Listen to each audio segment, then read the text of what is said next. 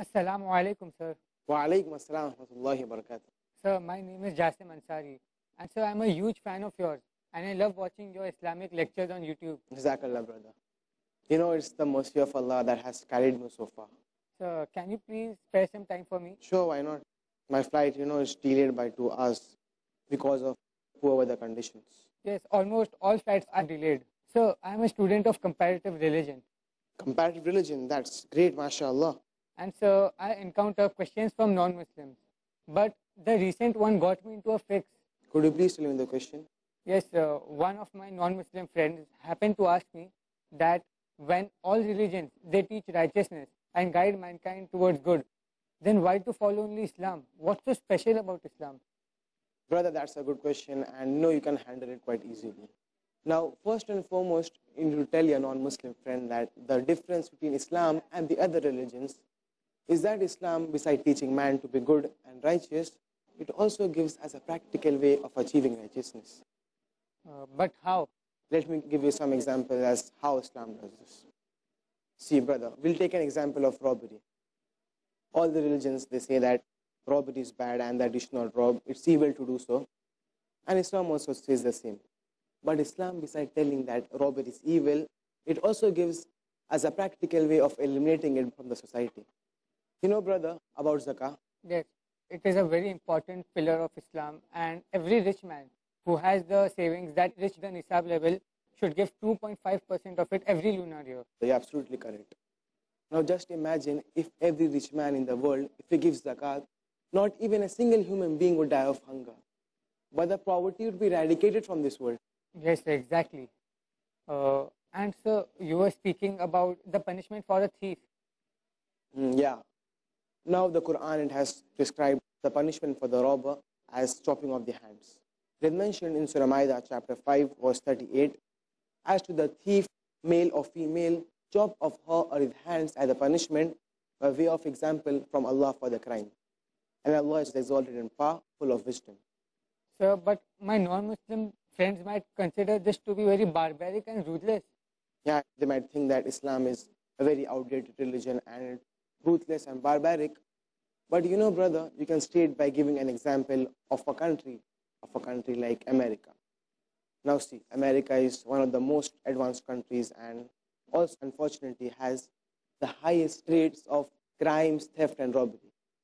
Now there is a scenario wherein the Islamic Sharia is implemented and every rich man, he gives zakah, and every robber, he has his hands chopped off as a punishment. Will the rate of crime and robbery in America increase, decrease, or it will remain the same? Of course it will decrease. And sir, the amount of theft taking place today is so tremendous that if the hands of every robber is chopped off, the rate of crimes like it will decline. robbery will immediately decline. Now, brother, the robber would think twice before actually jeopardizing his limbs. Brother, a few hands should be chopped off, but millions of people, they will live peacefully without the fear of being robbed or being looted. Yes, sir, that's true. And you know, Islam not only speaks about how to eliminate cases like robbery and theft, it also speaks about how to abhor cases like molestation and rape. Since you are a student of comparative religion, you might be knowing something about hijab. Yes, sir, but please correct me if I'm wrong. Yeah, sure. It is mentioned in Surah Nur chapter 24 verse 30 that say to the believing men that they should lower their gaze and guard their modesty, for that is of greater purity for them, and Allah is well acquainted with all that they do. Now, Jastam, this verse is telling us that, when a man, he looks at a woman and an evil thought, it comes to his mind, should immediately lower his gaze. That is the first commandment. And the next verse, it speaks about hijab for women. Say to the believing women that they should lower the gaze and guard their modesty, and that they should not display their beauty and ornaments except what ordinarily appears thereof, and that they should cast a veil over their bosoms, and that they should not display their beauty except to the husbands, their fathers, the husband's fathers, and their sons. The list goes on mentioning a list of mehrams whom the woman is forbidden to marry. Alhamdulillah, it's the mercy of Allah subhanahu wa ta'ala that He has simplified for us all the injunctions in the glorious Quran. Alhamdulillah. Brother, I would just want to add on about the aura of the woman with regards to hijab. Yes. See, in Islam, the woman, she has to have her whole body covered. It includes the hands up to the wrist, but it does not include the Yes. face. Now, there are some scholars who stress that even the hands and the face, they are an important part of hijab.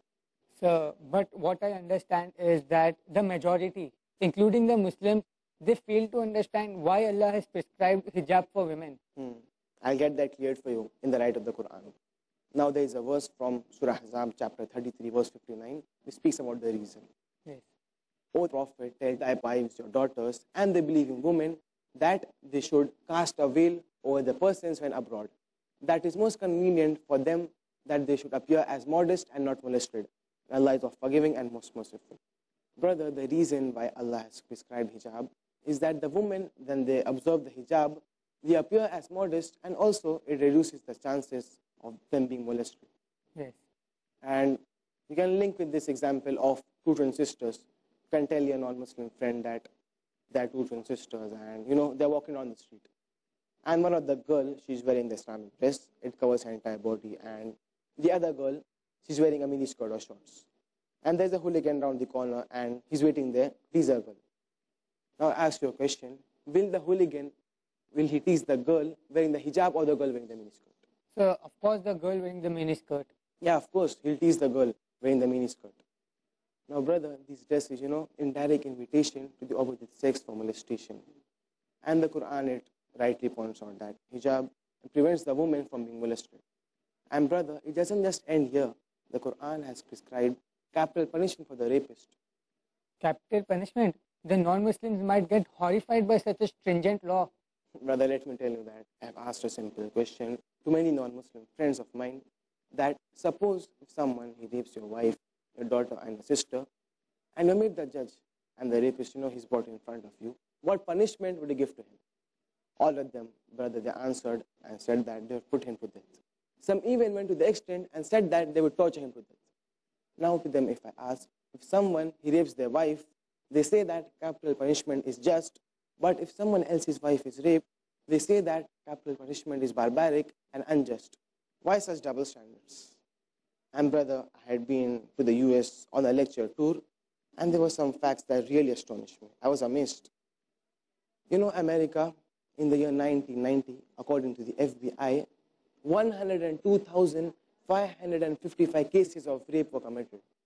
And brother, only 16% were actually reported.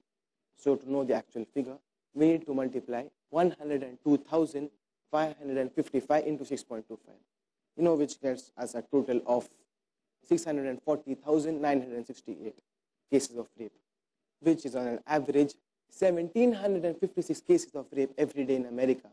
In the year 1990, every day, 1,756 cases of rape took place. Just imagine, brother. And another report had mentioned that 1,900 cases of rape took place in America every day. And according to the US Department of Justice, in the year 1996 alone, 307,000 cases of rape, they took place. And again, the entire figure was not mentioned. Only 31% of the actual amount of rapes committed were reported. So the actual amount of rapes that took place in the year 1996 are 990,322 cases of rape. That's really sad. Yeah, brother. And the FBI report of 1990 continues by saying that only 10% of the rapists, they were arrested. So which means that approximately 1.6% of the actual amount of rapes committed. And brother, 50% of those arrested were left before a trial. So that means that only 0.8% of the rapists, they face a trial. In other words, it means that if a man commits 125 rapes, the chances of him being convicted is only once. Yes. And brother, the FBI report further continues by saying that 50% of those who face a trial, they were given a sentence of less than a year. Even though the American law states that a rapist, he has to face a minimum sentence of 7 years in prison. The judge is lenient to first-time offenders. Now, brother, imagine a man, he commits 125 rapes, and the chances of him being convicted is only once. And 50% of the time, the judge will grant him leniency and will grant him a sentence of less than a year. You remember, Jasim, I told you in the beginning that suppose the Islamic Sharia is implemented what are the results achieved. Now, the Islamic Sharia is implemented, and every woman, she wears the hijab, and every man, when he looks at a woman and any evil thought, it comes to his mind, he lowers his gaze, and every rapist is put to death. Will the rate of rape in America increase, decrease, or it will remain the same? Yes, it will decrease. So Islamic Sharia gets results. Yes, brother, it does get results. You know, brother, Islamic Sharia is the best way of life because its teachings are not doctrine, rhetoric, but the practical solutions for the whole of humanity, as on an individual level as well as on a collective level. Islamic Sharia is not confined to any group, like it's not only for the Arabs or the Christians, it's for the whole of humanity. Yes, sir. Jazakallah. So many of my doubts have got cleared. And so I feel better equipped and content to face my non-Muslim mates and encounter questions from them. Jazakallah.